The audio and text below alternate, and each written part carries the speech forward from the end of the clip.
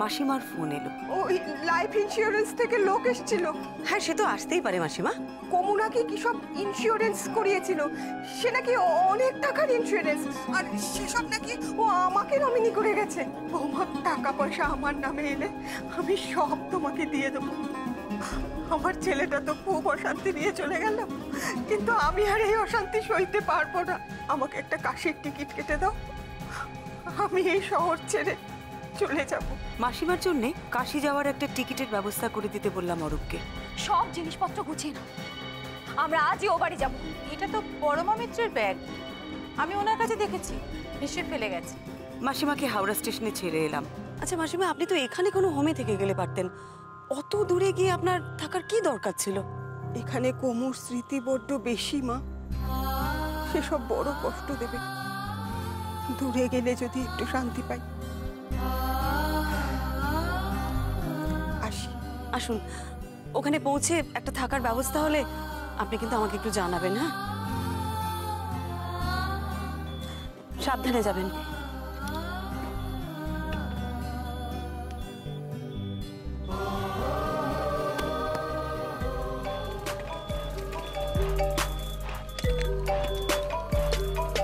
মাসিমার বাড়ি থেকে ফোন?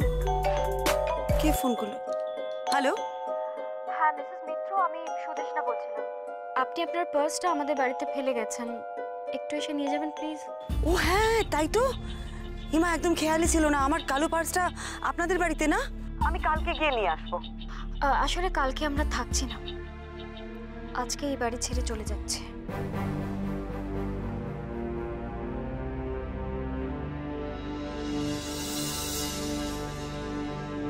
ও, আপনারা আজকেই বাড়ি ছেড়ে দিচ্ছেন?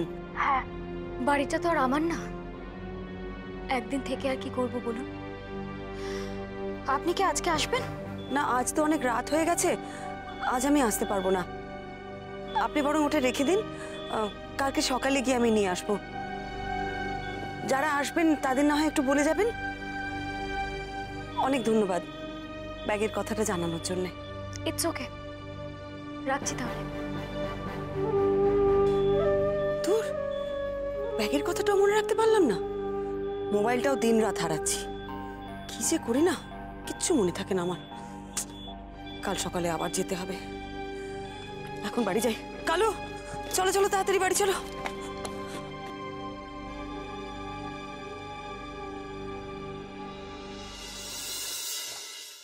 ব্যাস ব্যাস, আস্তে আস্তে নিয়ে এসো, আস্তে আস্তে রাখো। হ্যাঁ, এসব কি, এরকম কি কথা ছিল? বাড়ি তো ফাঁকা করে দেবার কথা ছিল। ওকে ওকে, আমি দেখছি প্লিজ, একটু শান্ত, একটু শান্ত। দেখছি আমি। সত্যি আমরা এতগুলো জিনিসপত্র অলরেডি নিয়ে চলে এসেছি, আর এদিকে বাড়ি ভর্তি ফার্নিচার। ওয়াও, তুমি তোমার এজেন্টকে এক্ষুনি ফোন করো, আমি কিচ্ছু জানি না। আচ্ছা করছি বাবা, করছি। ফোনটা কোথায় গেল? ফোনটা কোথায় রাখলাম? আচ্ছা আমি করছি বাবা, করছি, একটু শান্ত হয়ে করছি আমি এক্ষুনি। হ্যালো, হ্যাঁ হ্যাঁ হ্যালো। Excuse me. কে আপনি? কি জানতে পারি? আমি ওই মানে আমি না, আমার একটা কালো পার্স ছোট ফেলে গেছিলাম কালকে এখানে। যাদের বাড়ি আমি তাদের বলেছিলাম ফোন করে, তারা বলেছিলেন আছে। ও না না, শুধু পার্স কেন, এখানে বাড়ি ভর্তি সমস্ত কিছুই, ফার্নিচার টার্নিচার সব কিছু পেয়ে যাবেন। দাঁড়ান, এটা কি? হ্যাঁ হ্যাঁ, এটা। অনেক ধন্যবাদ। আচ্ছা শুনুন, আপনি কি ওনাদের আত্মীয় হন? না না, আমি ওনাদের কেউ হই না। কেন বলুন তো? ও, তাহলে বলতাম এই যে বাড়ি ভর্তি সব ফার্নিচার রেখে গেছে না, এগুলো একটু সরিয়ে নিতে। কি আশ্চর্য বলুন তো, ফোন করছি ফোন তুলছে না। ও আসি। ও, আপনারা কোত্থেকে এসছেন? আমরা দিল্লি থেকে এসেছি। Thank you.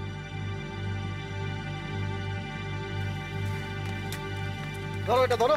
হ্যাঁ হ্যাঁ, আচ্ছা ভাই, এটা কাদের জিনিস? ডক্টর কমলেশ শিকদারের না? জানি না, না জানি না। নিয়ে যাও বাপু, নিয়ে যাও। আশ্চর্য। আচ্ছা, এই বাড়িতে কি নতুন লোক এসেছেন? হ্যাঁ, কেন বলুন তো? আপনি কাউকে খুঁজছেন? এই বাড়িটা কি কমলেশ শিকদারের? হ্যাঁ, ডক্টর কমলেশ শিকদারকে আপনি চেনেন? হ্যাঁ, আমার ছেলেবেলার বন্ধু। ও, আমি অনুপম মৈত্র। আচ্ছা, এই বাড়িটা ওদেরই তো ছিল, তাই না? হ্যাঁ, এখন আর নেই, বিক্রি হয়ে গেছে। হোয়াট? কবে হলো? এই তো, ওরা তো এখন শিফট করছেন এখান থেকে। মাই গড, এসব এসব কি হচ্ছে? মানে আমি কিছুই বিশ্বাস করতে পারছি না। কেন হচ্ছে? বাড়ি বিক্রি হয়ে গেছে? হ্যাঁ, আপনি জানেন না যে ডক্টর শিকদার আর বেঁচে নেই? হ্যাঁ, কালকের খবরের কাগজে আমি মৃত্যু সংবাদটা দেখেছিলাম, কিন্তু দেখে আমি বিশ্বাস করতে পারছিলাম না। ইনফ্যাক্ট আমি আরো দৌড়ে এলাম, কারণ ও আমার স্কুল লেভেলের বন্ধু। আমি নাগপুরে থাকি, কাল বিকেলের ফ্লাইটের টিকিট পাইনি, তাই আজ সকালের ফ্লাইটেই চলে এসেছি। জানেন, এই দিন চারেক আগেই ওর সঙ্গে আমার ফোনে কথা হয়েছিল। আপনার সাথে কথা হয়েছিল? হ্যাঁ, ফোনটা আমি ওকে করেছিলাম, কিন্তু ফোনটা ধরছিল না। খুব চিন্তা হচ্ছিল, মানে সাধারণত এমন তো করে না। তাই ওর পার্সোনাল যে নাম্বারটা আছে সেই নাম্বারে ট্রাই করি। সম্ভবত ওই নাম্বারটা ওর মা, বউ ছাড়া আর আমার কাছেই ছিল। উনি ধরলেন? ধরলো, কিন্তু কি সমস্ত অদ্ভুত কথাবার্তা বলতে লাগলো গড়গড় করে। কিরকম? আমি কিছু বলার আগেই ও বলতে থাকে, আমি তো বলেছি তোমার সঙ্গে আমার কোনো কথা নেই, আমি ডিভোর্স চাই, তোমার সঙ্গে বাসের চেয়ে আমার মরে যাওয়া অনেক ভালো, আমি তোমার সঙ্গে বাস করতে চাই না, এই সমস্ত ভাবিজাবি কথাবার্তা। সে কি, উনি আপনাকে এইসব কথা বললেন? হ্যাঁ, তখনই আমি গেস করলাম যে হয়তো কোনো কারণে ও ডিস্টার্ব রয়েছে, সেই জন্য আমি আর ফোন করিনি। তারপরে ওর কাগজে মৃত্যু সংবাদটা দেখে আমার সব কেমন পাজেলড লাগছে। অনুপম বাবু, আপনার হাতে যদি একটু সময় থাকে, আমরা তাহলে ওই চায়ের দোকানটায় বসে একটু কথা বলতে পারি? আমার সঙ্গে? না মানে, কিন্তু কেন? আমি পরমা মিত্র, প্রাইভেট ইনভেস্টিগেটর। ডক্টর শিকদারের কেসটা আমি দেখছি। পরমা মিত্র? আমি শুনেছি আপনার কথা। ওই কল্পনা ম্যাগাজিন এডিটরের খুনের কেসটা তো আপনি সলভ করেছিলেন, আর এই অ্যাক্ট্রেস খুনের ব্যাপারটাও তো আপনি। হ্যাঁ হ্যাঁ, চলুন না একটু ওখানে বসে কথা বলি প্লিজ। চলুন, আসুন।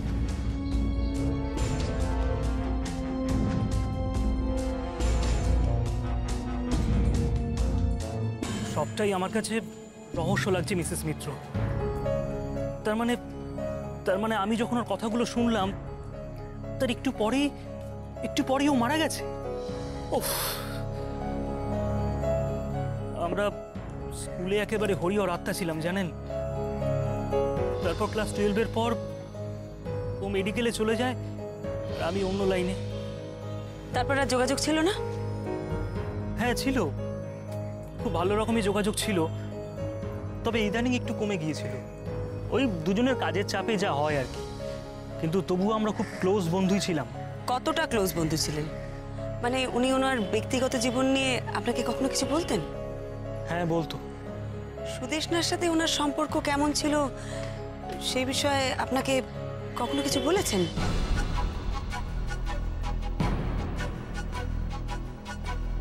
সুদেষ্ণার সঙ্গে ওর বিয়েটাই একটা ভুল ছিল। কেন? ওদের মধ্যে ঠিক আন্ডারস্ট্যান্ডিং ছিল না। আমিও বলেছিলাম ঠিক মেলে না। ও, ওদের মধ্যে সম্পর্কটা ঠিক কবে থেকে খারাপ হতে শুরু করে আপনি সেটা কিছু জানেন?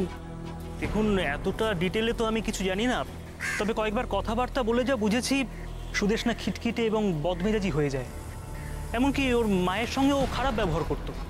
এই কথাটা কি কমলেশ আপনাকে বলেছিল? হ্যাঁ বলেছে।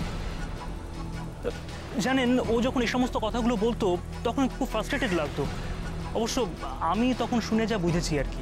আচ্ছা, আপনি কি শুনেছিলেন যে কমলেশের অন্য কোনো মহিলার সাথে সম্পর্ক ছিল? কি? Extra marital affair? হ্যাঁ। না মানে, আমি তো সেরকম কিছু জানি না। কমলেশও আমাকে সেরকম কিছু বলেনি। ওর সঙ্গে কি কারো সম্পর্ক ছিল এমনটা কি আপনি শুনেছেন? হ্যাঁ, কমলেশের অফিস কলিগরা বলছিলেন, মানে কমলেশই নাকি তাদের এই কথা বলেছেন। হতে পারে, বাট আমি জানি না। দেখুন, একটা অসুখী বিবাহিত জীবনে তো অশান্তি থাকতেই পারে। এখন সেইখান থেকে সম্পর্ক তৈরি হয়েছে কিনা আমি জানি না। ইদানিং কমলেশের সঙ্গে আমার যোগাযোগও সেরকম ছিল না। আসলে দুজনেই দুজনের কাজ নিয়ে খুব বিজি ছিলাম। অনুপম বাবু, আপনাকে একটা রিকোয়েস্ট করবো, প্লিজ রাখবেন? বলুন। আপনি কটা দিন কলকাতায় থেকে যাবেন প্লিজ? কেন বলুন তো? আপনার বন্ধুর মৃত্যুটা একটা সাধারণ মৃত্যু না। আমার ধারণা এর মধ্যে খুব বড় একটা রহস্য আছে, আর সেই রহস্যটা ভেদ করতে আমার আপনার সাহায্য দরকার। তাই আপনি যদি কটা দিন থেকে যান প্লিজ। ওকে, 2 দিন সময় দিতে পারি। Thank you. স্যার, কমলেশ শিকদারের কল লিস্ট এসে গেছে স্যার। কি দেখলেন? তেমন কোনো সন্দেহজনক কোনো কল নেই স্যার। স্পেসিফিক কোনো একটা নাম্বারে যেখানে বারবার কল করা হয়েছে? না স্যার, যেগুলো থেকে বেশিরভাগ কল করা হয়েছে হসপিটাল আর কলিগদের, আর কিছু কিছু পেশেন্ট পার্টি, সবই কয়েক মিনিটের কল। কোনো মহিলা? কোনো মহিলার খোঁজ নেই এই নাম্বারগুলোর মধ্যে। আমরা ভালো করে দেখেছি স্যার। অদ্ভুত, মহিলাকে কল করেনি তো গভীর একটা সম্পর্ক তার সঙ্গে যোগাযোগ রাখতো কি করে? তাহলে কি অন্য কোনো নম্বর যেটার হদিশ পাওয়া যায়নি এখনো? এবার তাহলে আসি।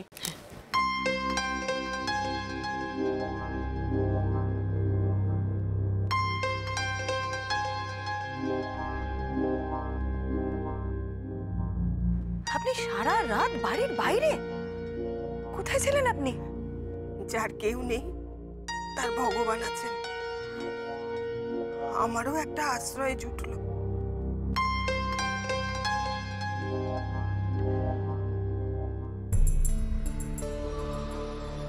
একটা মিষ্টি পান দিন না।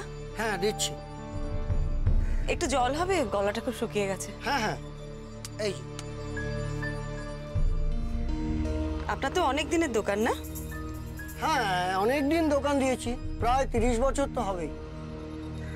তাহলে তো এপাড়ার অনেককেই আপনি চেনেন। হ্যাঁ, এরপর আর সব লোকের আমার নারী নক্ষত্র একেবারে জানা। ওই ডক্টর শিকদার, ওদের চেনেন? ডাক্তারবাবুর বাড়ি তো, ওদের চিনবো না? মাসিমার তো কোনো তুলনাই নেই। যেমন মুখের মিষ্টি কথা, তেমন দয়ার শরীর। এত বছর পাড়ায় আছেন, কারোর সাথে কোনোদিন একটা ঝামেলা দেখিনি। আর দেখুন, সেই ভালো মানুষটার কি কপাল। সত্যি ভগবানের কি বিচার না? ঠিক বলেছেন, মাসিমার যেমন মিষ্টি স্বভাব, আর ওই ছেলের বউটা রয়েছে ঠিক উল্টো স্বভাব। কেন? বউটা সারাক্ষণ শাশুড়ির সাথে ঝগড়া করতো? সে আর বলতে, বাড়িতে কাকচিল বসতে পারতো না। কি ছেলের, কি বউ, কি বদমেজাজ তার। মতিভ্রম না হলে কেউ অমন বউ ঘরে আনে? ওইখান থেকে এই আমার দোকান পর্যন্ত গলার স্বর শোনা যেত। কোনো দিন ছেলে আর মায়ের গলা শুনতে পাইনি, সব শুনতাম ওর বউয়ের গলা। কার কথা বলছেন? শিকদারদের বইয়ের কথা? হ্যাঁ, কে আর আছে এ পাড়ায় ওরকম গলা? আপনি চেনেন? চিনবো না? আমি তো শুনেই বুঝে গেছি কোন বাড়ির বইয়ের কথা বলা হচ্ছে। যেমন ভালো শ্বশুর বাড়ি, তেমনি দজ্জাল বউ। এমনটাই হয়, শ্বশুর বাড়ি ভালো হলে বউ দজ্জাল, আর বউ ভালো হলে শাশুড়ি দজ্জাল। পড়তো আমার পাল্লায়, একদম গলার স্বর না নামিয়ে দিতাম। বিস্কুট দাও। 5 টাকা। অত অত্যাচার করতো বউ, আর স্বামী শাশুড়ি চুপ। আমার তো হাতটা নিষ্পিস করতো, তাই আমি তো আবার রান্না বসিয়ে এসেছি। বউটা নাকি শাশুড়িকে বাড়ি থেকে বার করে দিয়েছিল? দিয়েছিলই তো, যে রাত্রে ছেলে মরল সেই রাত্রেই বের করে দিয়েছিল। আমার কাছে এসে একটু জল খেতে চেয়েছিল মাসিমা।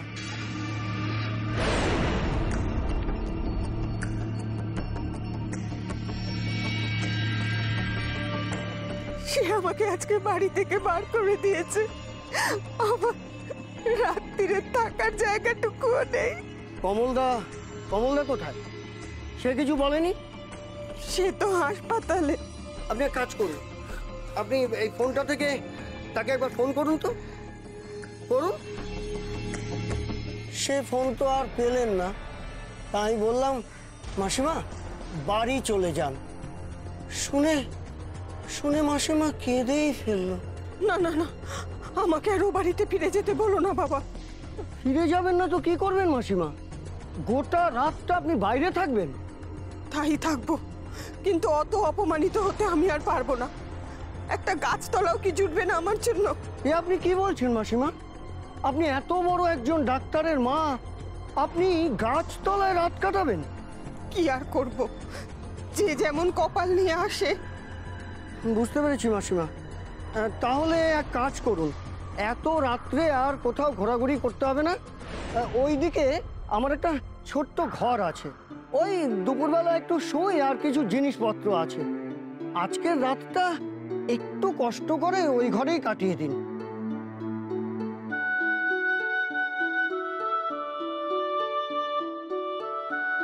আসুন মাসিমা, আসুন আসুন।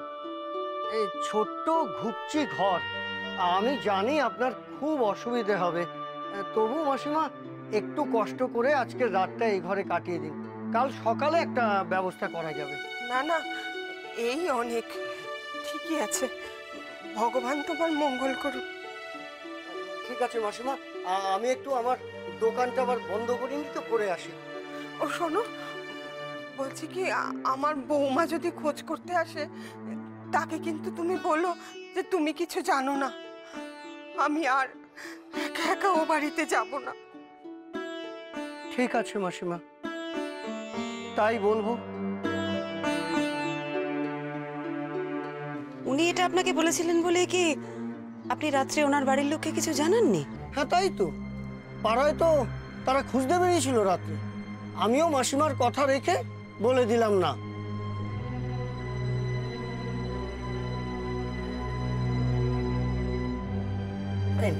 হ্যাঁ, ধন্যবাদ। বলছি একটা কথা জিজ্ঞেস করব? হ্যাঁ বলুন। আপনি হঠাৎ এত কথা জানতে চাইছেন কেন? আপনি কি ওদের বাড়ির কেউ হন? না, আমি ওদের কেউ হই না। তাহলে আপনি কি পুলিশের লোক? না, ঠিক তা নয়। তাহলে? আমি একজন গোয়েন্দা।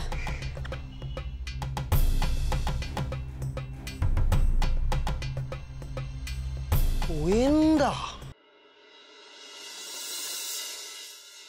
জানেন, এই দিন চারেক আগেই ওর সঙ্গে আমার ফোনে কথা হয়েছিল।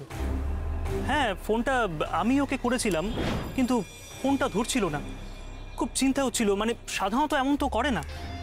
তাই ওর পার্সোনাল যে নাম্বারটা আছে সেই নাম্বারে ট্রাই করি। সম্ভবত ওই নাম্বারটা ওর মা, বউ ছাড়া আর আমার কাছেই ছিল।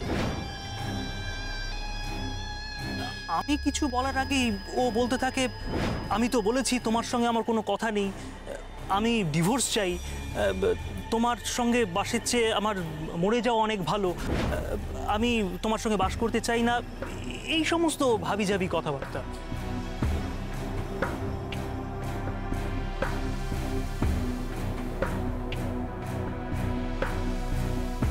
ওদের মধ্যে সম্পর্কটা ঠিক কবে থেকে খারাপ হতে শুরু করে, আপনি সেটা কিছু জানেন? দেখুন, এতটা ডিটেলে তো আমি কিছু জানি না, তবে কয়েকবার কথাবার্তা বলে যা বুঝেছি, সুদেষ্ণা খিটখিটে এবং বদমেজাজি হয়ে যায়। এমনকি ওর মায়ের সঙ্গে ও খারাপ ব্যবহার করত। Extra marital affair? হ্যাঁ। না, মানে আমি তো সেরকম কিছু জানি না, কমলেশও আমাকে সেরকম কিছু বলেনি।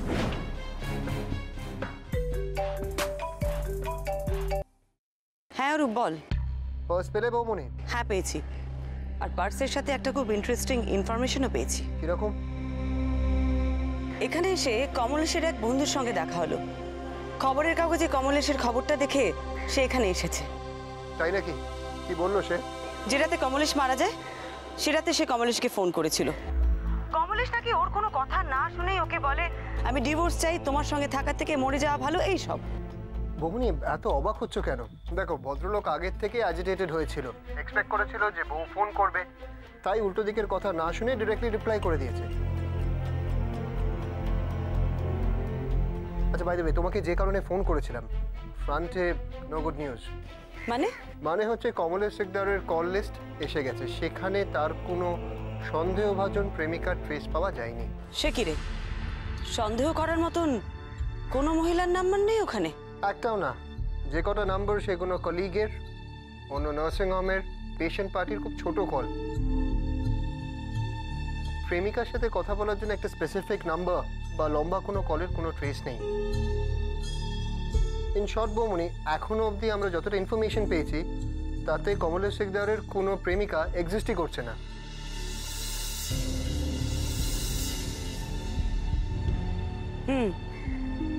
বুঝলাম। ঠিক আছে, তুই এখন ফোনটা রাখ।